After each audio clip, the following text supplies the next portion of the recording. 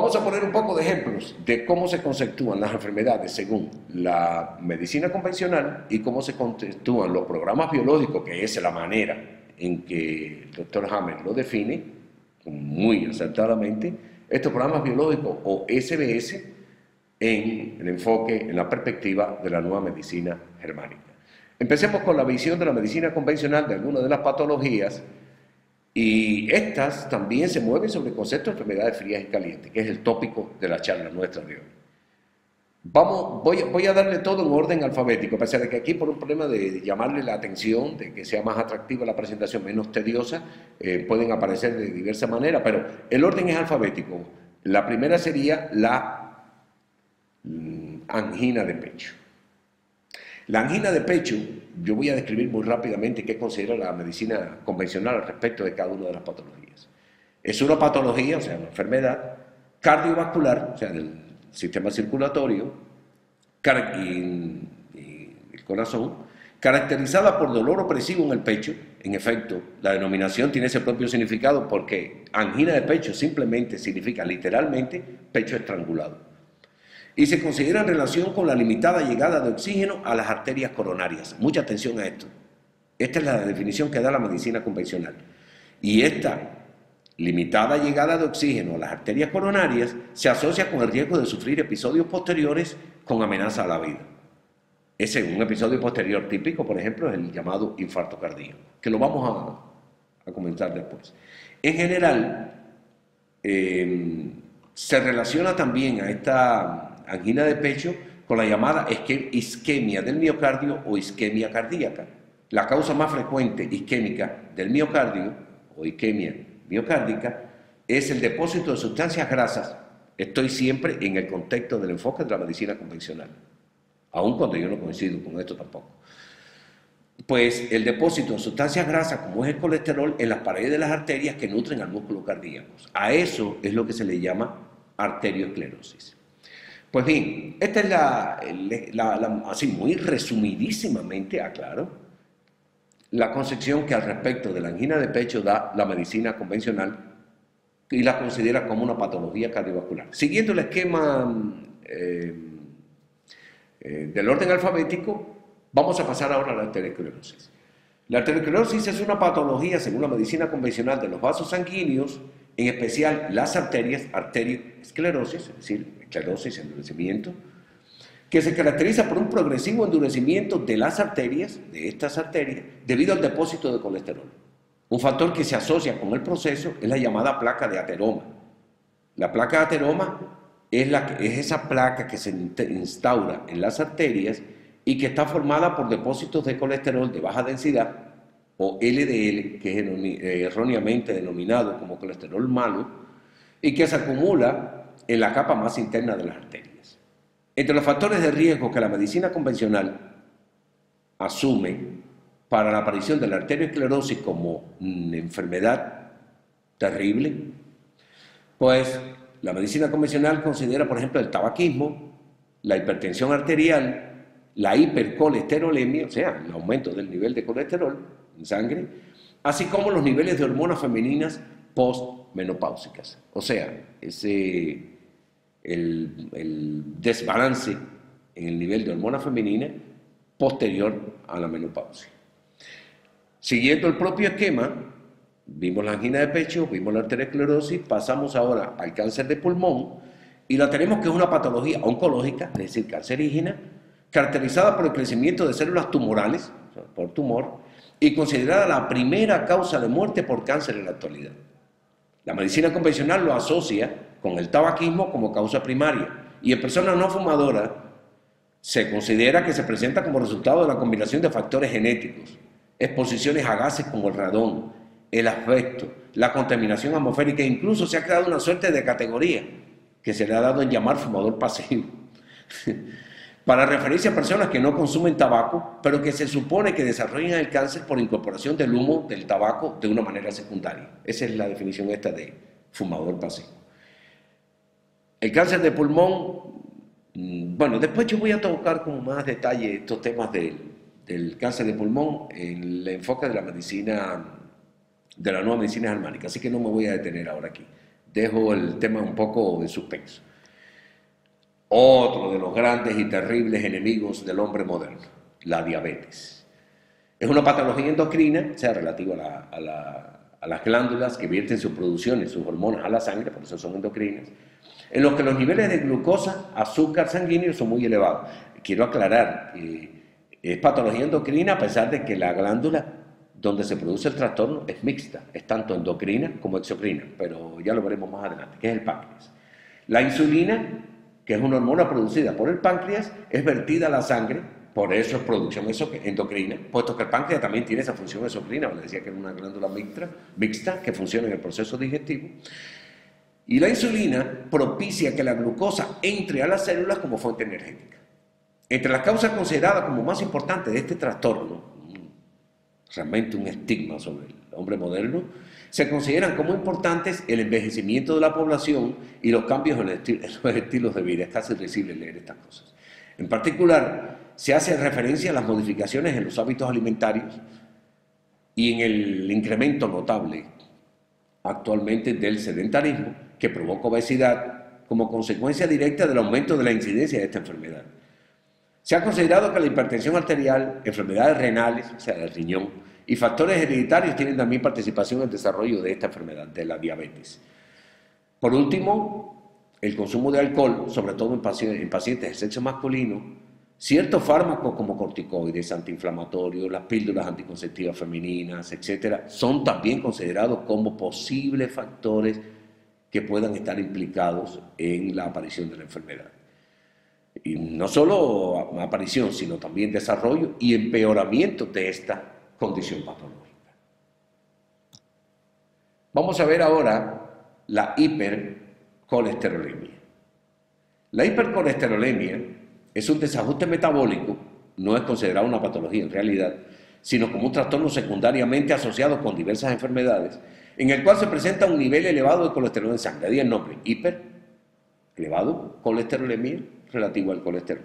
Y vuelve otra vez el maldecido, 1000 veces maldecido, penosamente, colesterol de baja densidad o LDL. Estos valores de colesterol de baja densidad se relacionan con la dieta, la herencia, la concomitancia de enfermedades como la propia diabetes, ya hablamos arriba encima, hablábamos de esto, y los trastornos con la glándula tiroidea. Se le presta atención especial por su aparición en paralelo con enfermedades cardiovasculares. Por ejemplo, se dice que la hipercolesterolemia, por el hecho de estar en paralelo con ciertas enfermedades cardiovasculares como la angina de pecho, los ataques cardíacos, etc., pues se considera ella también como un factor de riesgo, la hipercolesterolemia, en este proceso. Así que como también la que vamos a ver ahora, que le continúa, que es la hipertensión arterial. De hecho, cuando hablamos de problemas cardiovasculares, lo primero que se nos presenta a la mente es justamente esto, ¿no? La hipercolesterolemia, la arteriosclerosis, la hipertensión arterial. Y vamos a ver qué pasa cuando se enfoca desde la nueva medicina germánica. Pues bien, la hipertensión arterial, o sea, la elevación de la presión en las arterias, es una patología cardiovascular crónica, asociada, o sea, crónica de largo plazo, asociada con el incremento desmesurado y continuo de las cifras de presión sanguínea en las arterias. Los valores considerados como anormales por parte de la medicina académica hoy día, creo que era hoy día porque estos valores se han ido reduciendo en función de necesidades económicas y de consumismo. Se han inventado realmente, ella se ha inventado la hipertensión arterial como una enfermedad. Nos han inventado la enfermedad de la hipertensión arterial. Pues bien, los valores considerados como anormales por parte de la medicina académica son los de 140,90 milímetros de mercurio o mayores. Es decir, la primera es la presión sistólica o del corazón en actividad, o sea, por encima de 140, de 140 hacia en adelante, y la segunda, que es la diastólica o del corazón en reposo, la de 90, ya con ese nivel de cifra de presión sanguínea es considerada como una persona con hipertensión arterial, y se consideran como normales entonces aquellos valores que estén por debajo de 120 en la presión sistólica y por debajo de 80 milímetros de mercurio en la presión, en la respuesta diastólica. de corazón en reposo. Se considera un proceso crónico, como había comentado antes, y su causa es desconocida según la medicina. Lo pueden encontrar en cualquier lado, se dice. De acuerdo a esta medicina convencional, se propone como posible participante, vuelve otra vez el saco de las culpas, el carácter hereditario de la mayoría de los casos, la magnitud tremenda de existencia de la hipertensión arterial hace que se le llame la plaga silenciosa del siglo XXI, imagínense ustedes. Y yo creo que la plaga silenciosa, se lo voy a mostrar luego, es lo que se usa para tratar la hipertensión arterial. O sea, que es la propia medicina, la verdadera plaga silenciosa del siglo XXI. Se le suponen factores de riesgo como por ejemplo la raza. Se dice que en las personas de raza negra es mayor el riesgo. La obesidad, el estrés, el consumo de bebidas alcohólicas, el exceso de sal, la diabetes, el tabaquismo, bueno, otra vez toda la caterva de posibles causas que de una manera u otra se hace un estudio de amplios grupos poblacionales, aparece que el tipo fuma y está metido en gran proporción entre los que son personas con hipertensión arterial, y entonces el tabaquismo es uno de los factores de riesgo para aparición de la hipertensión arterial. Y así sucesivamente, la diabetes, las personas que consumen exceso de sal, están dirigidas las encuestas, obviamente. ¿Consumes exceso de sal? Sí, ok, perfecto.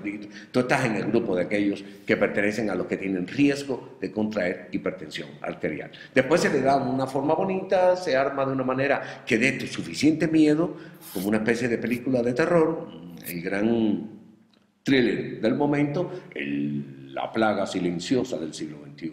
Un nombre realmente que choca y que provoca impacto. Imagínense que usted llega a la consulta y le dicen que usted está ahora en estos momentos bajo los efectos de la plaga silenciosa del siglo XXI. Terrible.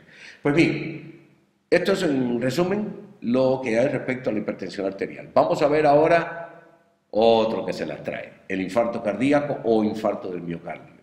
Es una patología cardíaca del corazón en la que se produce la muerte de una porción del músculo cardíaco cuando se obstruye, escuchen esto que es muy importante, cuando se obstruye completamente una arteria coronaria, es decir, la trombosis coronaria.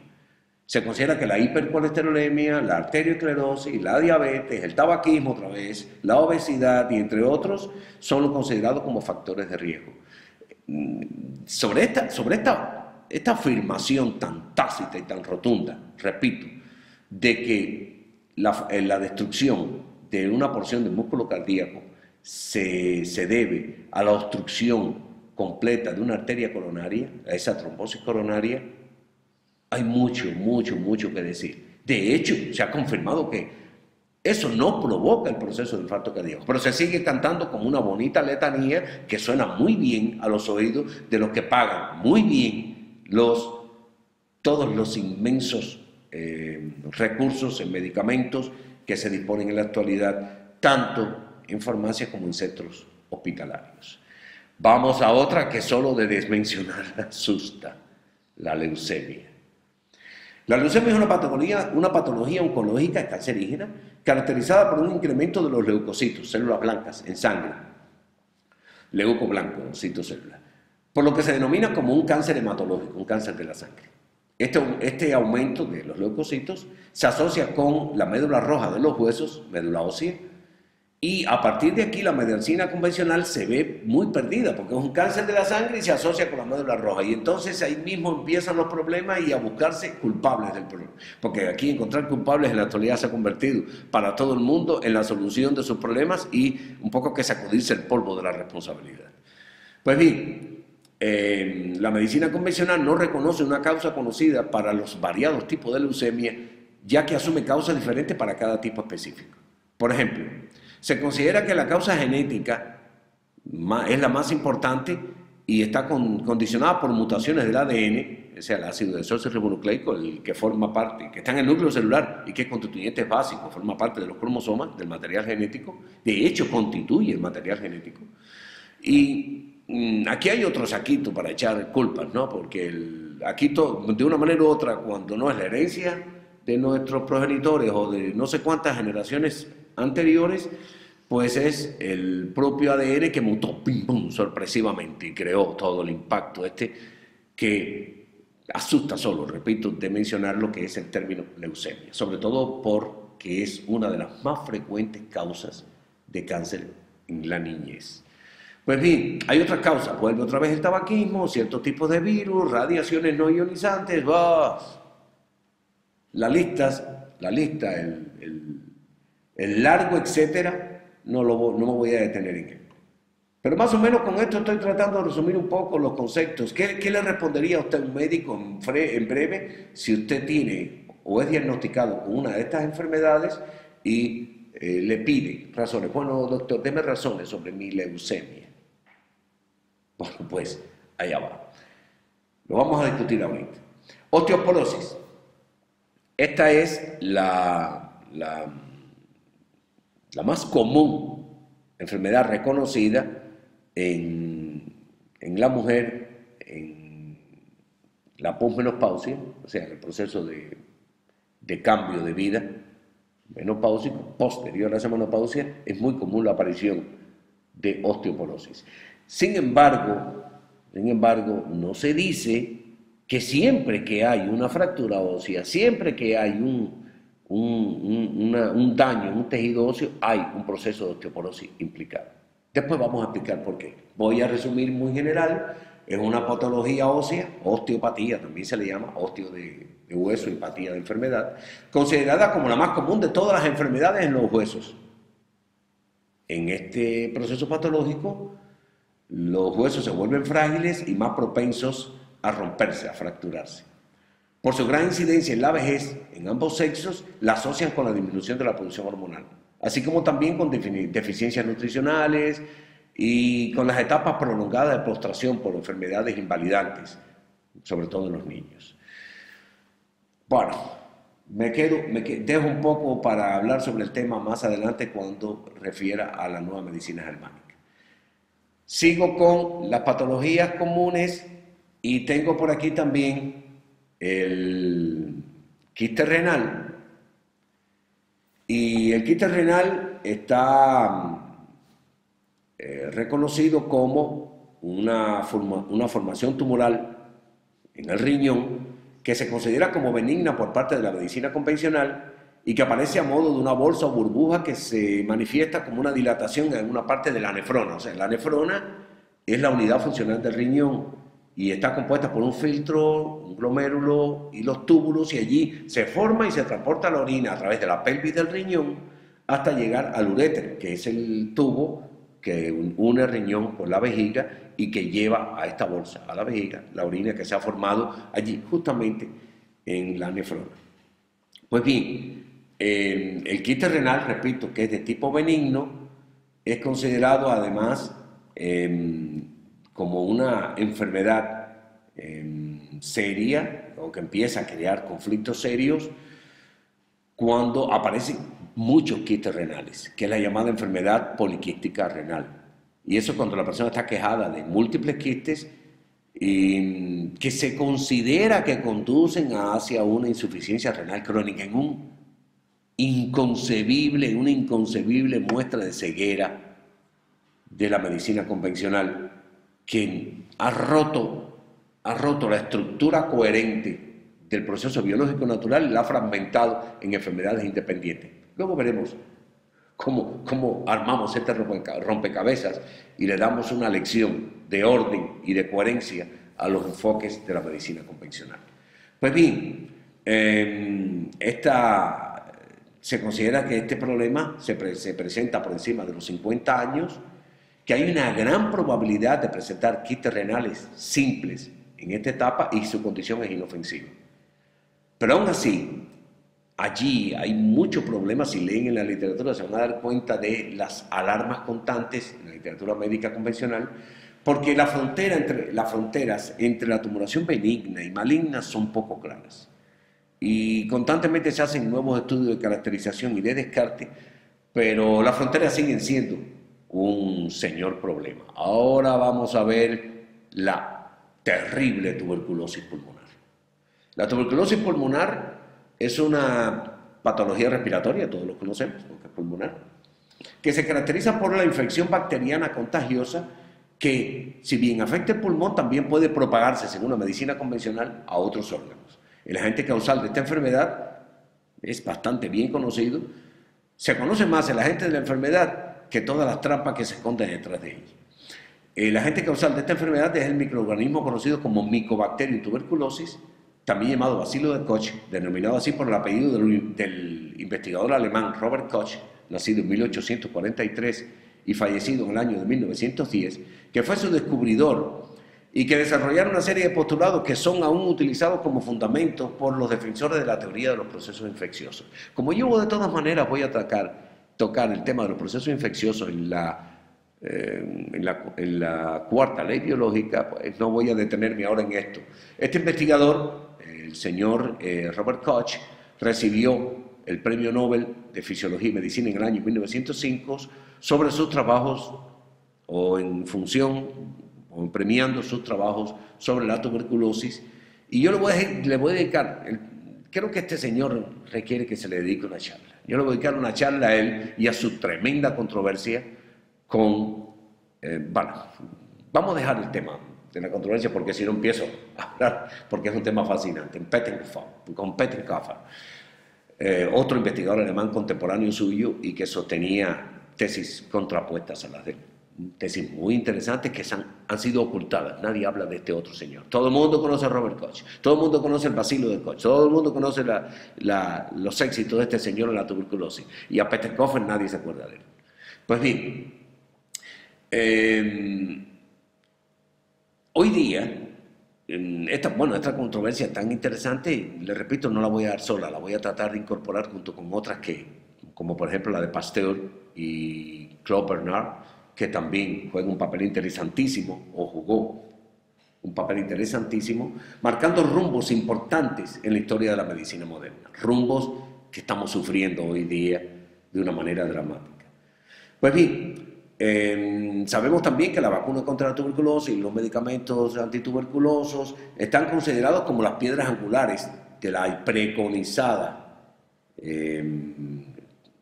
escala infecciosa o escalada, antiinfecciosa o escalada de éxitos de la medicina académica o convencional. Yo personalmente les digo, para mí son muestras de inoperancia y de falta de previsión. Pero bien, desgraciadamente ahí nos vamos, a pesar de que se usan con fines predictivos, pero ya lo veremos más adelante. Pues bien, se considera que las personas infectadas con el bacilo tuberculoso tienen solo un 10% de riesgo de enfermar de tuberculosis en su vida. Eso es contradictorio, ¿no? Sin embargo, se asume que este riesgo es mayor cuando la persona está afectada por el sistema inmunitario, como el caso de la infección por el VIH, o otra de las espectaculares, de los espectaculares manejos multimillonarios de la actualidad, la malnutrición, la diabetes e incluso personas que consumen tabaco, vuelve el tabaquismo como factor de riesgo a contraer la tuberculosis cuando usted tiene el bacilo tuberculoso. Por último, voy a citarles el llamado tumor de Wilms o nefroblastoma. Esto es una patología oncológica, es decir, cancerígena, que se caracteriza por crecimiento tumoral. Patología que es muy frecuente en la infancia y es la segunda causa de tumoraciones abdominales en los niños. La medicina convencional no conoce sus causas y como ocurre frecuentemente al no hallarse una causa inmediata, pues obvio, factores genéticos, ahí va.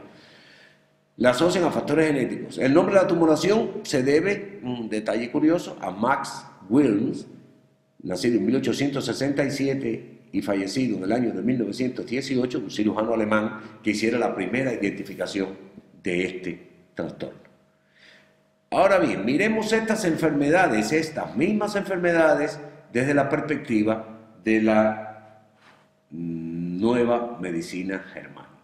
Para hacer esto, voy a utilizar, a pesar de que para hacerlo más atractivo, porque he seguido un orden alfabético, a pesar de que aquí ustedes ven esta escalera, esto que no responde al alfabético, pero la manera en que lo presenté fue alfabética. Y voy a utilizar ese mismo orden alfabético, pero voy a empezar a desentrelazar las diversas afecciones y mirar cómo este proceso se puede ver desde otra perspectiva, el de la nueva medicina germánica.